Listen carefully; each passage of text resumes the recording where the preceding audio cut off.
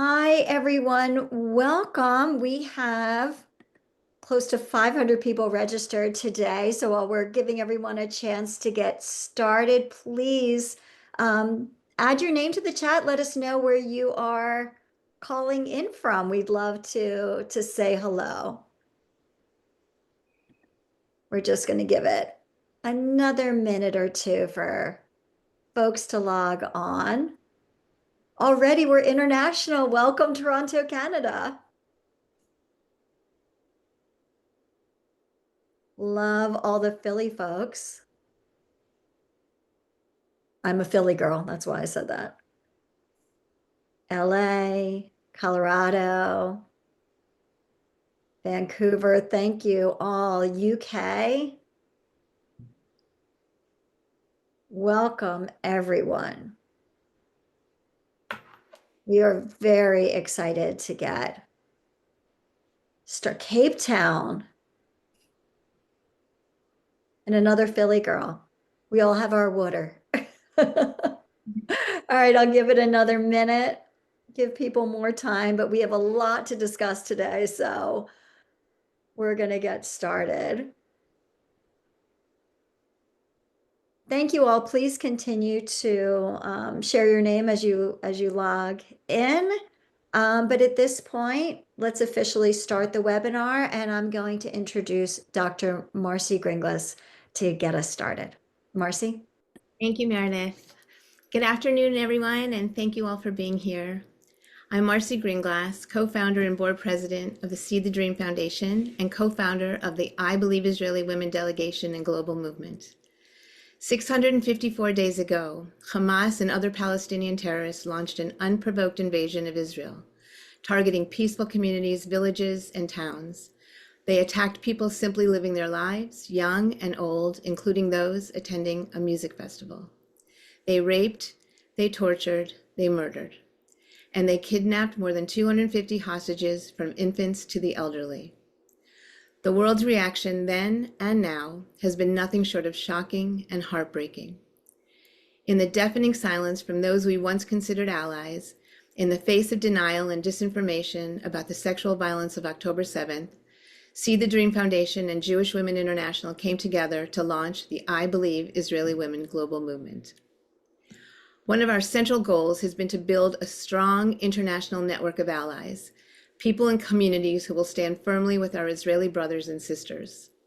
It was through this work that we met with two extraordinary leaders, Ayelet Razin Beit Or and Professor Ruth Halperin-Kaddari, who were joining forces to create what would become the Dinah Project. See the Dream Foundation is deeply proud to support this vital initiative. For the past 21 months, the Dinah Project team has worked tirelessly, gathering evidence, reviewing testimony, and assembling a clear, factual, and unflinching account of the crimes committed on October 7th. Their work is rigorous, it is meticulous, it is courageous. Every word they write seeks to restore dignity to the victims by documenting the devastating truth, especially the truth of the sexual violence that so many still refuse to acknowledge. The Dinah Project is pursuing justice, and in just a short time, it has already become a leading source of knowledge and credibility, both in Israel and internationally, in the fight to recognize and respond to the atrocities of October 7th, including those still held hostage.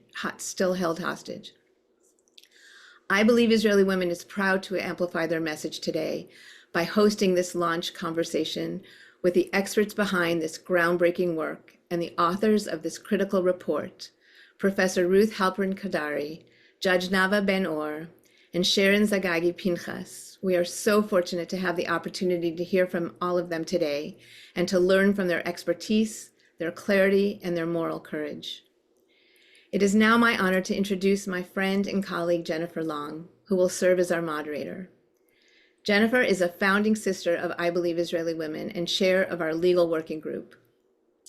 She traveled to Israel with our delegation in May of 2024 to bear witness to the atrocities of October 7th, and since returning, she has not stopped using her voice to demand justice and stand with the people of Israel. Jennifer is the CEO and co-founder of Equitas, a nonprofit dedicated to advancing the prosecution of sexual violence, domestic violence, stalking, and human trafficking. She is a former assistant district attorney in Philadelphia, where she specialized in prosecuting cases of physical and sexual abuse.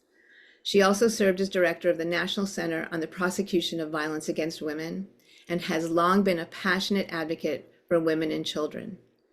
Jennifer teaches at Georgetown Law, serves on national advisory boards, and holds degrees from Lehigh University and the University of Pennsylvania Law School and the Fels Institute of Government. Please join me in welcoming Jennifer Long. Thank you so much, Marcy. Good morning, everyone. I'm Jennifer Long. I am honored to be here today with my esteemed colleagues, members of the Dinah Project in Israel. The Dinah Project is a group of experts in the field of law, gender, and civil society who, after October 7th, came together to merge their multidisciplinary knowledge and skills to become the leading resource for recognition and justice for the victims of October 7th and future victims of conflict-related sexual violence. These women are truly the leading experts on the sexual atrocities committed by Hamas and other terrorists on October 7th and beyond. Not only do they have expertise in the evidence, but also the UN and international and criminal law. They are the co-authors of the book, A Quest for Justice, October 7 and Beyond. This book was recently released and launched at the president's residence in Israel in a high-profile ceremony led by Israel's First Lady, Michal Herzog. I will briefly introduce each one to you now, but I encourage you to learn more about each and to read the book in full. Professor Ruth Halperin-Kaddari is the founding academic director of the Rackman Center for the Advancement of the Status of Women at Bar-Ilan University Law Faculty in Israel. She completed 3 terms on the UN Committee on Elimination of All Forms of Discrimination Against Women, CEDAW, on which she served twice as vice chair of the committee and as the first chair of the Working Group on Inquiries. She's a graduate of Yale Law School and is the recipient of numerous awards and recognitions for her work in human rights and gender policy. Justice Nava Ben-Or is a former judge on the Jerusalem District Court and Deputy State Attorney for Criminal Matters. Justice Ben-Or is an adjunct professor at the Faculty of Law of Hebrew University. Included in her work is advocating for policy changes regarding childhood sexual abuse and chairing a committee of a youth organization examining sexual vulnerability among LGBTQ youth. Colonel IDF attorney Sharon Zagagi-Pinhas is a former chief military prosecutor of the IDF. She has held numerous senior positions and prosecuted complex and high-profile legal cases during her 24 years of service in the IDF. She is an expert on crimes victims' rights. She is the director and co-founder of the Dinah Project, where she leads efforts to bear witness and establish a rigorous framework aiming at securing accountability for the sexual atrocities perpetuated on October 7th. The Dinah Project also includes Etta Prince-Gibson, international journalist, who served as the linguistic editor of the book, and she is also present on the webinar. And finally, Norit Jacobs-Inyon, the book's visual editor, who is responsible for transferring the legal vision into an accessible and clear visual concept. And now I'm going to turn to Ruth to talk about the reasons behind the production of this book. Thank you so much, all of you. Thank you very much, Jennifer. Thank you so much, Marcy. Thank you for all your partnership and encouragement in so many ways, which we truly, truly appreciate. This whole work is a joint effort by so many of us, not just us on the Dinah Project, but way, way beyond Israel as well, and in the entire Jewish world and Jewish women's world. I also want to start by acknowledging that the official date today is July 21st, 2025, but it is actually October 6, 54 of 2023. This is how so many of us are still counting, how the whole world should still be counting, as 50 of our people are still not freed, as the war goes on, and so many others are still living the horrors of that fateful day and its aftermath. And to your question, Jennifer, this is actually how the project, the Dinah Project, emerged out of these horrific events. It began right on October 8th, when a number of us, all coming from different professional backgrounds, but all of us with shared awareness of gender-based violence against women, we understood that it is urgent to expose something that had never been part of the Israeli-Palestinian conflict before, that of conflict-related sexual violence, and to ensure the recognition and the justice to the victims of the sexual violence that was perpetrated on October 7. I remember myself expecting that my former colleagues on the CEDAW committee would, even if not immediately, then within 2-3 weeks, start saying something, recognizing, acknowledging that Hamas perpetrated sexual violence, that it used sexual violence as a weapon of war, that women, perhaps also men, were raped on October 7 as a tool, as a way of inflicting their intention of dehumanization and destruction of Israel. And I expected them to condemn.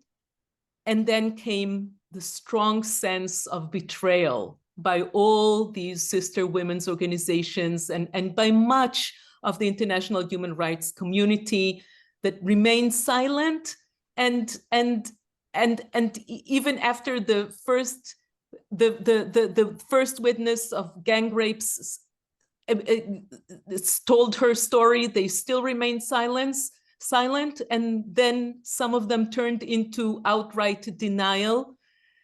But we understood something else, that this sense of silence and perhaps even denial is not just anti-Semitism or double standard towards Israel, but it is also something that demonstrates an inherent systemic obstacle or hindrance in the systemic impediment in international and domestic law that obstructs the possibility to do justice in these cases of conflict-related sexual violence.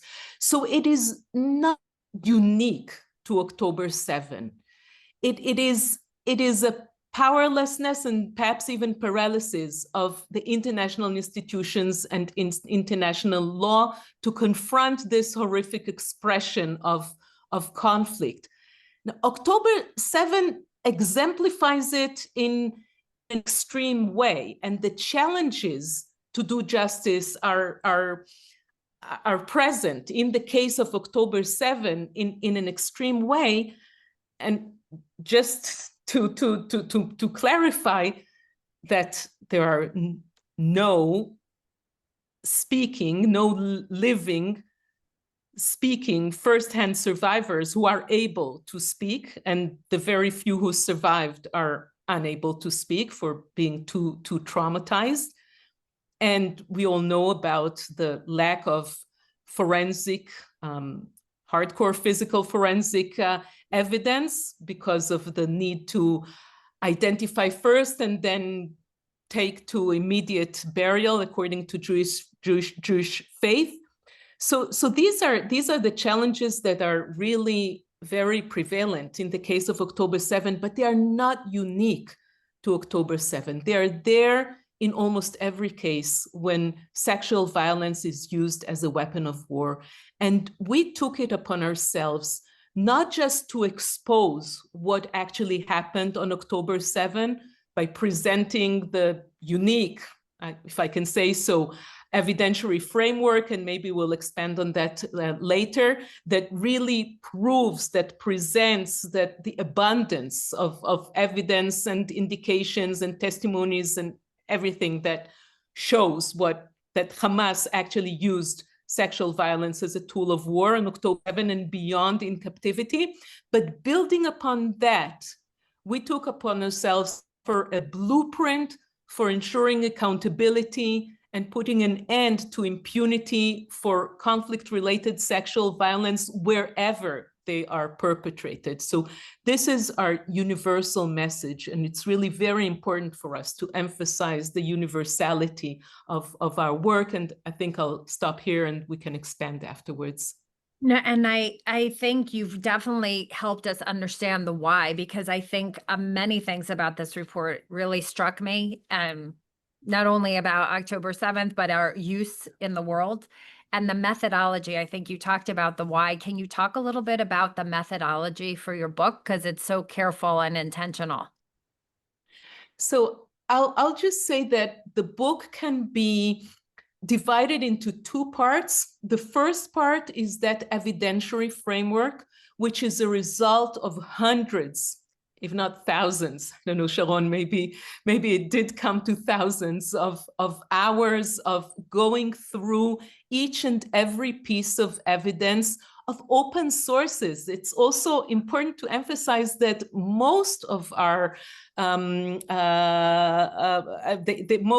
of the pieces of information or the pieces of the puzzle in the evidentiary framework, in our metrics, most of them are open sources, although there are some witnesses who came to us and did not speak before, but these are really the minor. The point is that nobody before actually aggregated everything that exists and it is available and put it in a very systematic, careful, cross-referenced, cross-checked for the reliability and for the credibility of each piece of information, and then analyze it from a legal perspective, according to the evidentiary value of each piece of information, categorizing it, so that we can come up with the bottom line, saying, look, there are 17 eyewitnesses and ear witnesses in real time for sexual violence, including rapes and gang rapes that occurred on October 7th, and some also occurred afterwards in captivity.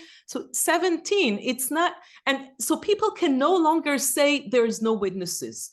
There's nobody who came forward. There are people who came forward, and they will keep coming forward as time goes by. So this is the first part of the book, and then comes that blueprint that it also divided into two parts: the substantive legal theory of joint criminal responsibility, on which I think Nava will expand, and what we offer as paradigm shift in terms of evidentiary law on how to adapt evidence law into these very challenging cases of conflict-related sexual violence, and Sharon can expand on that. And Ruth, if I am jumping ahead too much and you want to circle back on this, the answer to this question, please just let me know. But again, as thinking about this report serving two purposes, the quest for justice on October 7th, and for those victims, past, present, and future, a way of getting justice for them too, was part of it. It was interesting to me, your methodology on how we should be analyzing or preparing to sort of analyze the evidence and categorize it with an eye towards the law and legal framework. So I think I'd really leave that part to my colleagues, to Nava and Sharon, and then maybe we can come back also to the reaction of the world and how it was received, because I think it's also very significant for us here in this Zoom talk. Okay, thank you so much, Ruth. So with that, Nava, and it is very hard as a former prosecutor not to address you as a judge, but so I want to recognize that. But Nava, I want you to maybe you pick up where Ruth left off and talk about this legal framework and why you developed one that was different from what existed or explained it more clearly than the one that existed. Oh, and you're muted.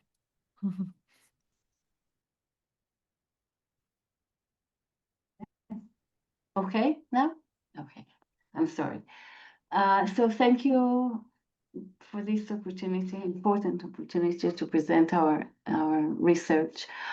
When I started working on this project, there were two notions that kept me busy in my head. One was the understanding, or maybe the shock, that I thought that I knew everything about sexual offenses. And I think this is common to me and to Sharon. We both were prosecutors. I in the state attorney's office and Sharon in the IDF. We prosecuted hundreds, maybe thousands of cases of sexual violence. We thought we know everything, and it dawned on me after October 7th that I knew nothing. I knew nothing about sexual violence in conflict-related areas, and I had to change the understanding of this kind of offenses, that you don't look for the relationship that we usually look after, the relationship between the perpetrator and the victim. Usually they know each other. Usually there is a question of consent or lack of consent. And here, this was a different question altogether. And thinking about these offenses in the through the lenses of regular sexual offenses is a big mistake. You can't reach any conclusion about attributing responsibility to these perpetrators by using the regular paradigms of sexual offenses. And we had to develop a new understanding, first of all, the fact that these offenses are part of genocide, are directed against the community at large, not only against the immediate victim, whose consent or who she is or anything doesn't really passes through the mind of the attacker. He sees her as part of a community which should be destroyed, should be dehumanized. Therefore, these kind of offenses are regarded as crimes against humanity because it is against a community at large. And so when you look for evidence, and Sharon will elaborate on it, you don't actually want to see who, or try to see who attacked whom. This is absolutely impossible. You look for signs of sexual abuse as a symbol of the destruction of the life of the community. And if you look at it this way, you find evidence. So this is one notion. The other one, which accompanies me since I'm a young adult, although I'm not a typical second, what we call a second generation. I don't come from a family of survivors of the Holocaust, but it bothered me since I remember myself being able to think, how come people who listen to a Bach concert in the evening through, I'm sorry, babies to the crematorium in the morning, what happens to them which enables them to act in such a vicious and brutal way? And the answer that I gave to myself when I became a criminal lawyer was when I was exposed to minor cases of gang rapes or violence, lynch against somebody, is that when you act in a group, and especially when you act within a radical group, you actually leave behind basic moral values, and you join a group which gives you the strength to overcome what would be a moral restraint that every one of us, I would want to think, is born with it. And you join this group, you leave behind your autonomous thinking, you submit yourself to the group in order to enable each and every one of the group to perpetrate these kind of atrocities. Now, the combination of these two notions, that sexual violence in conflict areas is part of a general scheme of genocide, and the fact that you belong to such an extremist, radical, immoral group, which acts within what I would call a moral void, enables you to perpetrate this kind of sexual violence, which is so different from regular sexual violence. For lack of other word, I would use the word regular.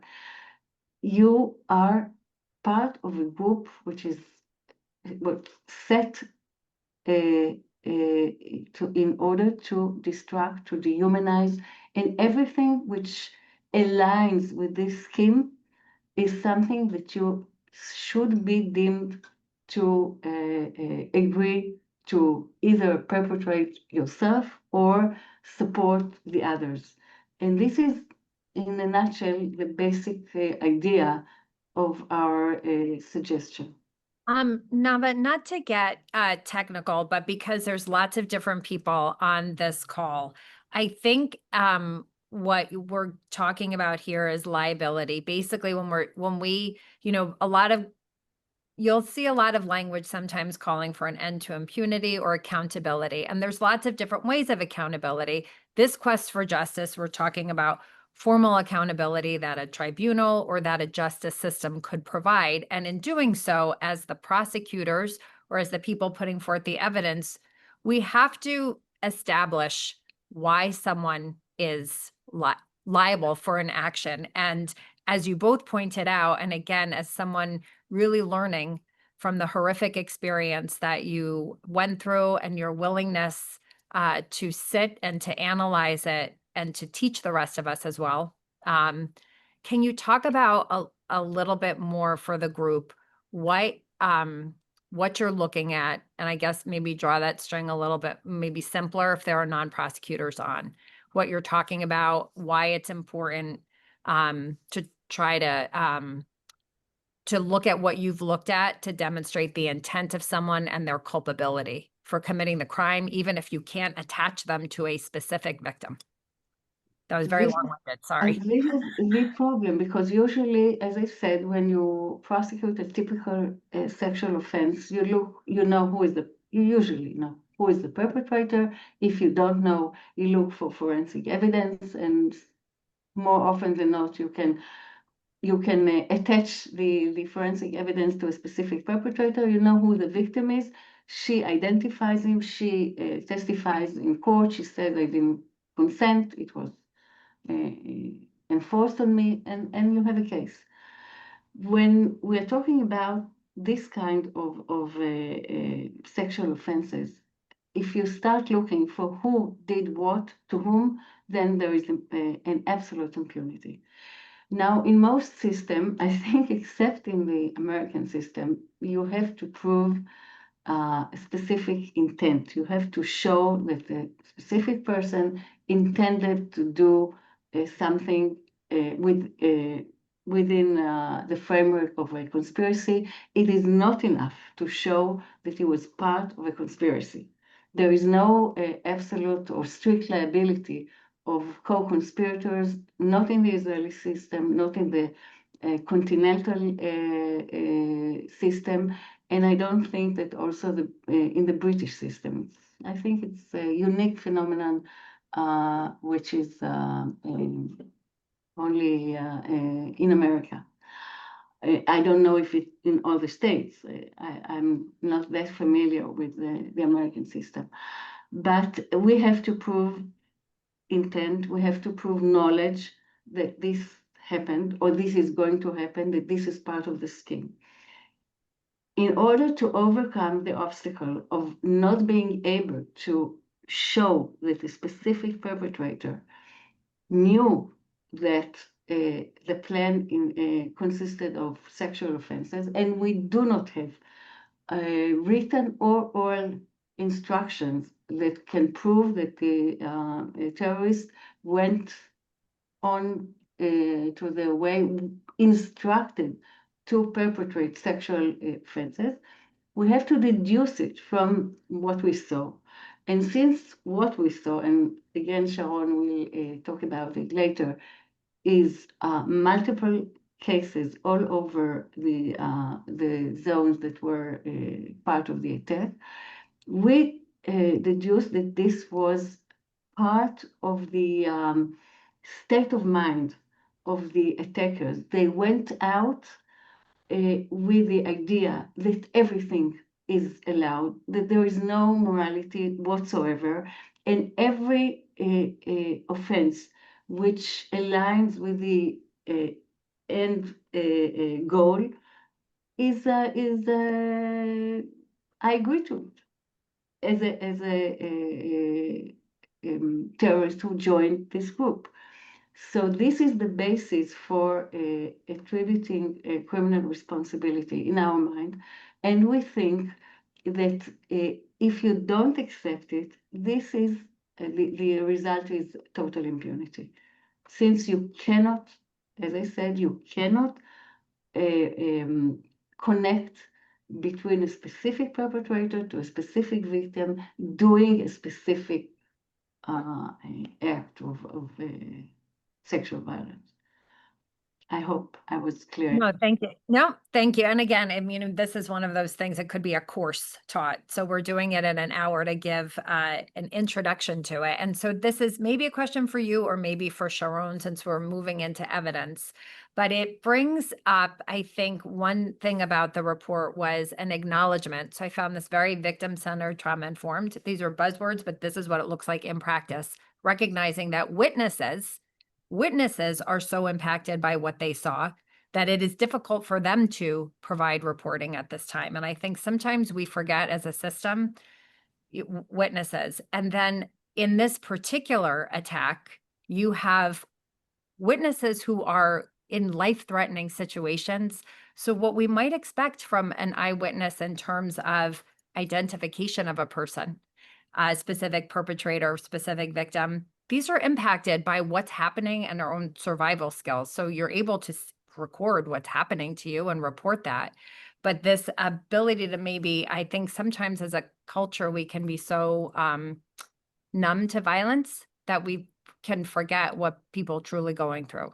So I think this is an entree maybe for Sharon to talk about the evidence and to maybe talk about the sources in the way that you want to take us through that. Okay, thank you very much for having us here. Thank you, Marcy. Thank you, Jennifer. As Nava said, we both come from criminal law. I also represent crime victims. And we realized after October 7 that we understand nothing. I've prosecuted, like Nava said, 100, I don't know, cases of sexual violence. And when I look both on evidence and also on the liability, you understand that it's very different from what I call, and I always apologize for saying the word regular or everyday, I say it like this, or everyday crimes, because it's not every day. But when you take it and put it in conflict-related sexual violence, it's much more intensified, and it has certain characteristics that are missing when you're dealing with, like we said, everyday sexual violence. And in those everyday sexual violence, we're very used to rely on the testimony of the victim or the survivor. I like the word the survivor. And I always said when we present our book that absurdly, when you're dealing with sexual violence as a weapon of war, you're actually dealing with what is the perfect crime, because you have no victims. In October 7, most of the victims were killed, were murdered, and those who survived are too traumatized to talk. So you have a much more intensified silence than you have in other cases. And it poses a really great challenge because if you cannot rely on, you don't have testimonies of victims or survivors, then you have nothing. How do you prosecute? You get total impunity for all of the perpetrators. And this was one of the main challenges that we were thinking about. And we got to, I think one of our insights was that we have to shift the way that we're looking at evidence. I want to say in general, not only regarding the evidence, but also regarding the question of liability, that we're not lowering the bar. We're not using easier rules and giving leniency and trying to lower the bar of evidence or of responsibility, but use existing rules, just rules that are less conventional because the system is so used to looking at things at a certain way. And when I was a prosecutor and prosecuted offenders for sexual violence, then the pivot evidence was the testimony of the survivor. And I was so used to looking at it like this. But we know that also in everyday, but especially in conflict-related sexual violence, and I'll explain in a minute, you also have other forms of evidence that are acceptable and reliable and credible, and we can rely on it. Just the system is not used to it. I always say it's like looking in a binocular and just changing the lens a little bit to see things differently. And one of the characteristics of conflict-related sexual violence is that it aims not only to harm the individual, but also to harm the community. And to do that, to achieve that, a lot of the crimes are committed outdoors in front of witnesses, because that way it intensifies the harm to the community. And in that case, you have many witnesses that saw sexual violence or heard sexual violence in real time, or other witnesses that heard from the victims in real time what happened to them. And all of these are credible evidence, recognizable evidence. Just the system prefer to go with the pivot testimony. So what we're offering is actually a change in paradigm. The first one is to use the less conventional sorts of evidence, like eyewitnesses and witnesses that heard, to use exceptions to rules, like exception to the hearsay rule. I will not elaborate on it because it's too legal, and I do not want to tire people that are watching us, and also circumstantial evidence. And the other part is that we're looking at what happened as a whole. We're doing a zoom out, and we're looking at what happened as a whole. And when you're looking at everything, like Ruthie said in the beginning, a puzzle, and you look at all of the pieces of the puzzle and when they're placed on the puzzle, then you see that you have evidence, direct evidence. It's not from testimonies, but you see like evidence regarding premeditation and planning, because we know that Hamas terrorists are very reluctant to say that they gave indoctrination to use sexual violence, and we cannot find directives saying to do that, because when you admit that you use sexual violence, then you cannot pose yourself as a freedom fighter. So, but when you're looking at 6 different arenas and you see that the sexual violence was so vast in all of these arenas, and you see patterns, and you see crimes that are very distinct in their characteristics and very similar in different areas, then it cannot be a result of a random decision by a random terrorist that decided he wanted to use a certain form of sexual violence. It cannot be possible that in all of these arenas, the terrorists chose same methods of sexual violence and also chose to use sexual violence. So we're deducting from this evidence the existence of an intent of premeditation, of pre-planning to commit sexual violence in these arenas. And this is really in a nutshell, the way that we're looking at the evidence. Sharon, just a follow-up question. I know what you're saying about not wanting to get in the legal weeds, but as the prosecutors, when we're in court, we are explaining to people about circumstantial evidence. Circumstantial evidence is like direct evidence. Sometimes in the United States, in the Northeast anyway, we have snow. Sometimes we'll talk about circumstantial evidence. You go to bed, there's no snow. You wake up, there's snow all over the ground, all over the neighborhood. you conclude that it has snowed. Could it have been Hollywood coming in and blanketing and everything? Well, it could have been, but not. That's just an improbable and impossibility. So can you talk about the circumstantial evidence? Because it is, especially when you talk about the similarities in the violence that happened at different places, it's such strong evidence of coordination. So I'll try to use phrases that I always try not to trigger people, because people want to hear about things, but it can be triggering, and it's, of course, it's quite okay for anyone that it's for him it's difficult, for him or her it's difficult to hear this information, to tune out, because it's really difficult. But we see in different arenas bodies of women that were half naked or naked, mutilated, shot to death, bound behind their backs, or bound sometimes to structures like trees or other structures. And when you see it repeating in different arenas that are not, sometimes Israel is a very small country, so everything is close, but these arenas, they're not in such close proximity. They're not, when you see it in many places in a very distinct way, then it cannot be a decision. It is impossible that in every arena, other different terrorists used the same method, which is very distinct method of sexual violence, without someone directing them to do it. And that is the result, because circumstantial evidence is when you collect all of the pieces of the puzzle and it leads you to only one conclusion. And you can have other conclusions, but are very, very improbable. So the conclusion of some coincidence by dozens of terrorists in the same method is impossible and improbable. This is the meaning of the circumstantial evidence regarding systematic use of violence. I want to move back. I see Nava, you're unmuted. Maybe you had something you wanted to join in on this. We have some questions. I have one to throw up, but Nava, I want to give you a moment. I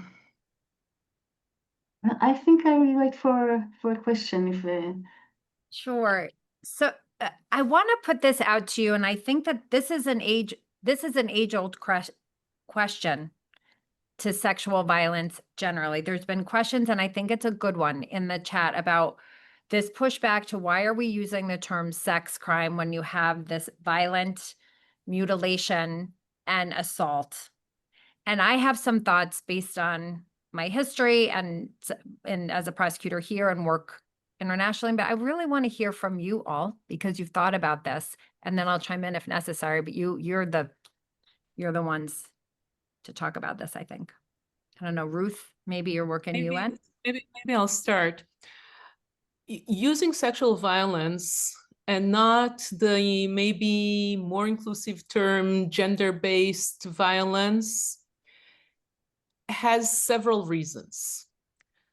Technically, the technical one, because this is the recognized term in international law and international human rights law, specifically in this very area of conflict-related sexual violence, when sexual atrocities and torture, sexual torture is used as a weapon of war. This is how it is used in all the legal writings and the international reports. The special representative of the Secretary General, who is responsible to oversee all the cases. As we speak now, there are more than 20 cases. Maybe we should also mention what we, I don't want to use the term no, but ample evidence that really took place just this week in Syria against Druze people, mostly women and girls. So there are more than 20 cases as we speak of sexual violence being used as a weapon in armed conflict. And as I said, the terminology, the title of the mandate of the special representative is sexual violence in conflict. So this is the first reason, which I said is very technical, but it also has a more substantive reason behind it, because when it is used as a weapon of war, it is directed against the sexual organs of the victims. it is taking the sexuality of the individual victim as a symbol for the sign of procreation and continuation and of life of the enemy's nation or enemy's people or group or ethnic group. And it is targeted specifically against that to destroy it. And the term gender misses it.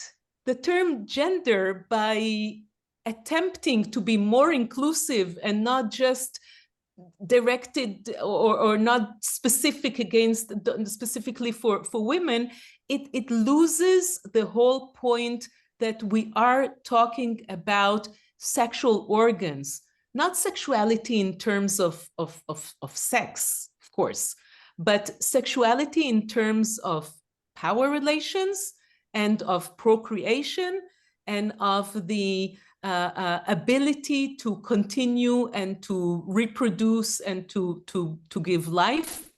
And we also should emphasize that we obviously recognize that sexual violence was perpetrated also against men in smaller measures. It is by far more targeting more women than men in everywhere where it occurs, but it did take place also against male hostages, as we show in our book, and we reference to testimonies of returned male hostages who reported being subjected to different forms of sexual violence while in captivity. I want to add a couple of things too that I've learned over the course of doing this work, and I think there are other voices that could jump in, of course, too. But sometimes scholars will argue about sexual exceptionalism, rape. The thing is, I mean, having done it for over 20 years almost, and working again and listening to victims and advocates, there is a psychological devastation that happens with a penetrative contact, a crime in that piece that is calculated by perpetrators to be on top of the regular assault. When it's directed at men, and again, you cannot generalize, but directed at men can be a form of emasculating, of trying to have someone feel helpless. Having men as witnesses, we've seen in many different places. I'm outside of Israel now, where it's perpetrated in front of families, in front of men, in front of boyfriends, and that might or might not have been in the case in Israel, but in other spots. It's purposeful too to show helplessness, to create shame for the victim, to drive a wedge between the society. So that's why when we use, again, there's so much to be understood about really the diabolical nature of choosing to do this, but it is very intentional to cause harms that way, to cause children out of rape and to create a wedge between a mother and child. We've seen that, or to interfere with fertility or the ability to have a child, as we've seen in the DRC and other places. So it's just a perspective to consider. I want to add another layer that when we talk about sexual violence, everyone is so used to using the word rape, like sexual violence is just rape. But conflict-related sexual violence is actually a wide range of acts that sometimes in regular society, not in a conflict, not in war, does not constitute sexual violence. People do not look at them as sexual violence. And that's why you have to know, part of our work is to explain what are the acts that are included in a conflict-related sexual violence in order for people that want to prosecute or investigate to look for them. And as Ruth said, we heard from like hostages that returned, male hostages, talked about even things that in other words, nobody will think that are related to sexual violence, like shaving genital areas or shaving the male hair, like forced full body hair, like forced nudity, like forced marriage. That there are no crimes of forced marriage that we know in the regular system. There is a return hostage that talked about the fact that they were forcing the hostages to wear clothes that were not in their sizes in order to make them look like dolls or so on, in order to actually strip them from their identity, from their gender identity. So when we're talking about conflict-related sexual violence, although we're using sexual violence, the meaning of it is not what we are used to in the regular system, but a wide range of actions, of crimes, and sometimes there can be an act that seems unrelated at all, but it is aimed at gender identity, aimed at sexuality, or aimed at other things that personify the continuity of the community, and all of this will also be in this definition. It's very hard to the wording of this. Nava calls it atrocity and atrocity law. The wording of every phrase is so difficult. It's one of the difficulties, but people should understand the wide meaning of it. I think that one of the aims of our report is to bring into the understanding of the world this phenomenon of sexual violence in conflict areas. The offense, the crime against humanity, as it is defined in the Rome Statute with regards to sexual violence, is too narrow. For instance, there is no offense, not in the Rome Statute and not any other country that I'm aware of raping dead bodies. It is not an offense because usually it doesn't happen, but it happens, and it happened on October 7th. And again, it comes from the idea, from the notion that we're going to destroy the community. You have no chance to live, to survive, to thrive. So I think we should work on enlarging the notion of sexual violence in the international law so that it will include forced nakedness, raping of dead bodies, shaving hair, and all these features of sexuality which humiliate, which destroys not only the person, but the community at large. Because we are coming to the end, I have one quick, maybe as quick as you can reply question for the group in terms of it's shifting gears a little bit. How can participants as a global civil society break the silence and help ensure justice, even if they're working in countries where the governments maybe are silent? What can people do? Well, I think that people have a lot of power. I think that we all have to recognize that a major part of the war over the truth and the narrative and the awareness and the understanding and the recognition now takes place not in the real battlefield, but in the media, in the social media. And I think that that's where each and every one, especially in an organized way, in organizations such as, I believe, Israeli Women and other organizations, can and should take place.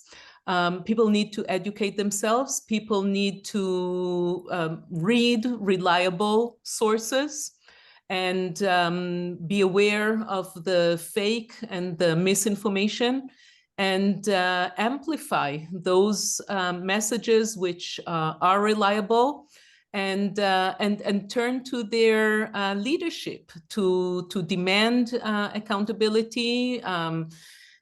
In the case of Hamas, we are going to officially deliver our book to the Secretary General and demand from him, from Secretary General Guterres, that Hamas be included in the annex to his annual report on 2024, the annex that lists those, or the blacklist of organizations and entities that promote and condone and make use of sexual violence as a tool of war.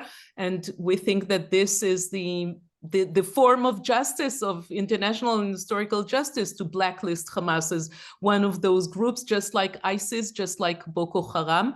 And we hope that others will join us in this request. And there are other forms to join this battle over the truth. It is crucial, not just for doing justice for us in Israel or for Israeli women. It is crucial to hold the whole world, especially the human rights world, to their original mission, to protect, to promote, to defend human rights of everyone, of every victim, wherever they are. And to deny the possibility that resistance can be fought by using sexual violence. It is never, never, ever a tool of war and a tool of resistance. We have come to the end. And first, I want to thank before I even thank the panels, I want to thank this incredible group of participants who've been so active that there was no way to get to all of your questions. But I would like you to know these questions are so important. They are engaging. They are especially like the critical thinking questions that you have. It helps keep all of us who are trying to do the work thoughtful, thinking about this. Please continue to stay engaged.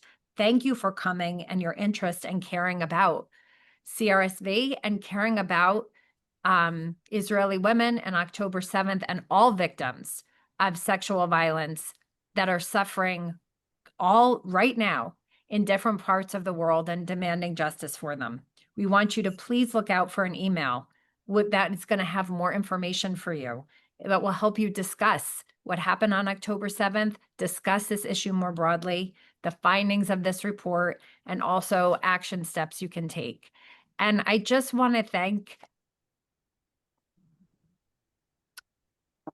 brought to tears by your work as a prosecutor. You sit in court, you stand up for victims who are sometimes alone. No one is caring for them. And the three of you, I mean, I know there are others, but what you've done, you're so compassionate, but so methodical in how you've put this together and how you will help all of us. Should we find ourselves in place where we have to address this happening in our own communities, you are helping us with a path forward. Thank you. Thank you. Thank you. Thank you.